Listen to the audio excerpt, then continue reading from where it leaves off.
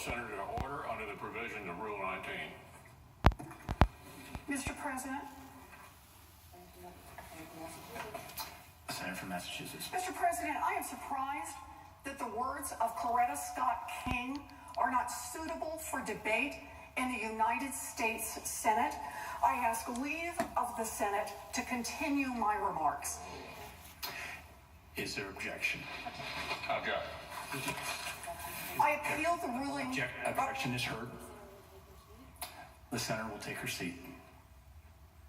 Mr. President, I appeal the ruling of the chair, and I suggest the absence of a quorum.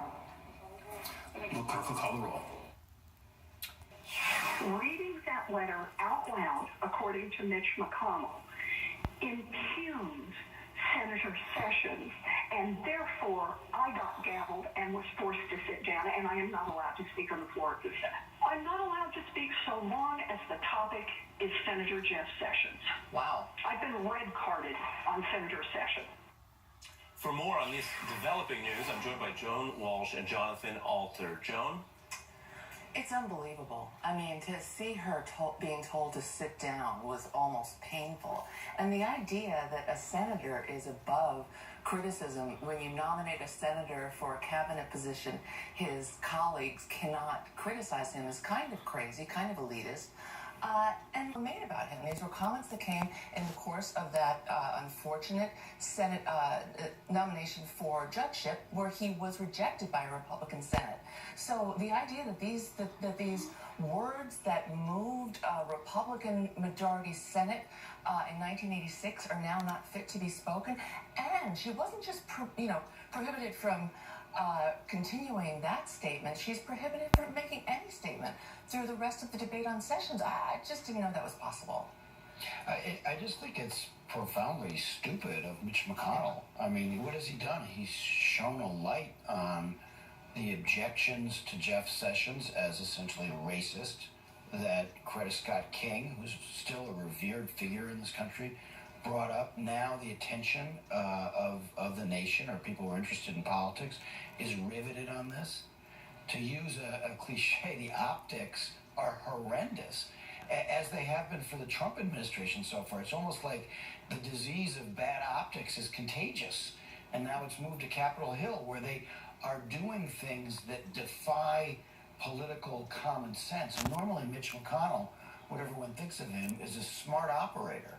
This was a dumb thing for him to do. Well, and to your point, they have the votes on most of these. Right. The only thing left is a debate on the Senate floor, which is not exactly the roughest or toughest opposition tactic. It is literally words in a public debate that then move on to a vote. Now, we'll put up on the screen for folks, and most people don't know and don't care much about Rule 19. I haven't thought about it in a long time, but it says, no senator in debate shall directly or indirectly by any form of words impute to another senator or to other senators any conduct or motive unworthy or unbecoming a senator. The core of the rule, if you're interested in this kind of thing, is to try to protect a little bit of comity and good faith in debate between senators. Exactly. It is not, obviously, at a basic level about confirmation process where someone is leaving the Senate and their conduct, so to speak, is going to be assessed sooner or later, depending on their record.